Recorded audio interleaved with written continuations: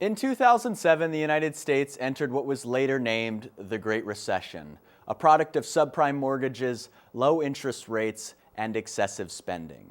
The housing bubble popped, and thousands of families lost their homes. In some ways, our country is still recovering, but in other ways, it helped an entire movement of people figure out what is really important when it comes to a lifestyle and to a home. When most people think of a home, they think of something like this. Roughly around 2,600 square feet is the national average, or maybe a standard apartment. Still, with these traditional forms of living come costs, a high rent or a mortgage. But Ethan's home in Morrisville, Vermont, where he lives with his girlfriend Anne, is a different story. I feel like I have like $1 million lifestyle that cost like less than $50,000. And actually, the average price of one of these homes costs less than $25,000 to build. But this isn't your completely ordinary home. It is a tiny house. So how do two people live in a 232 square foot home on wheels? Well, utilizing space is key. Little support folds away and then the table can drop down. Ethan was drawn to the tiny house lifestyle about 2 years ago after returning from a bicycle trip on the West Coast, where he stayed in several tiny houses. But his decision to go small goes beyond that. It was largely a financial decision, but also I had gotten really into the idea of simply living with less things, and just also connecting with the idea that when you own less things, it also costs a lot less to live.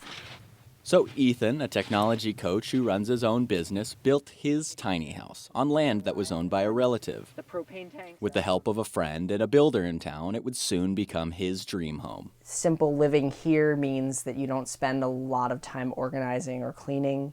It means that you're able to kind of close up the house and leave for any amount of time without feeling like you are carrying a big rent payment or mortgage payment while you're gone. For Anne, living in the tiny house has been quite the surprise. It's been pretty amazing, actually. I thought it was going to be like camping, where it gets old after like 15 minutes, but it's actually pretty comfortable. Still, there are of course challenges when it comes to living in a smaller space. We have a pretty small fridge, so you can't really grocery shop like you would in a normal sized kitchen. There's less opportunities to buy in bulk and things like that, but on the flip side, you wind up eating more fresh foods. Though not an ordinary size, the home has most, if not all, the necessities that your home has, including an oven, easy bake oven, running water, RV faucet, so it's a toilet, it goes out to an outside compost, a shower, a liquor cabinet, a tiny liquor cabinet, and of course. So this is the sleeping loft and closet area. Ethan and Anne aren't alone either. The tiny house movement is by no means tiny. Inspiring a TV show, I think we've managed to deliver the dream home. And even a dating site.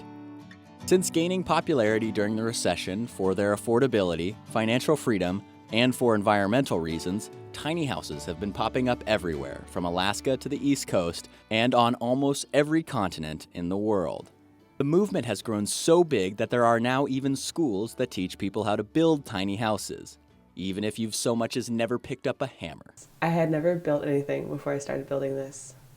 My dad said that we once built a birdhouse together, but I don't have any memory of that. So in my mind, I've never built anything before. This is Katie Tomai. She took a class at Yestermiro Design Build School in Wattsville, Vermont, where she learned how to build her very own tiny house. So when I went to sign up for this course, Luke, who's the admissions director, said, hey, every year in this class we start building a tiny house for somebody. We don't have that somebody yet. Do you want to be our client? And I thought, yep. So we worked together for the first 2 weeks. So we got the walls up and framed, we got the floor set, and we got most of the roof on. But we also sort of hit the stopping point where after 2 weeks it was my baby to keep building. So Katie did. She provided the design and the materials, and her classmates helped, all while learning. And then for 2 weeks I had this amazing group of people here that were all students who were so psyched on it, helping to build this house, and then learning in classroom time how to build their own houses. Katie says she's not quite ready to settle down, and that the tiny house is perfect for her on-the-go lifestyle. It is portable, but mostly this is sort of a home that is indecision proof. I move a lot, and I love, there's just so many places in the world to explore that I have a hard time committing to one. Like, I would never build a ground-bound foundation cabin right now in my life. It just feels a lot, it feels like nervous making to settle somewhere right now. But what happens if you are settled? This is Meg's tiny house atop a barn in South Stratford, Vermont. Though not completely like the typical tiny houses we've seen, Meg completely embodies what it means to live simply. In general, I love living here. You know, I love that it really forces me to focus on what I really need, like nothing in excess. Her situation is slightly different than most tiny house owners. The piece about having a child makes it just more complicated. Meg, a single mom, moved from Burlington with her 8-year-old daughter Esme to her tiny house 4 years ago. The reason? Meg wanted more financial stability so she could be there for her daughter. And it was really important to me to keep being, you know, an active parent and really be raising my kid. Hey, Esme, can we see your room? But sometimes being a kid in a tiny house can be hard.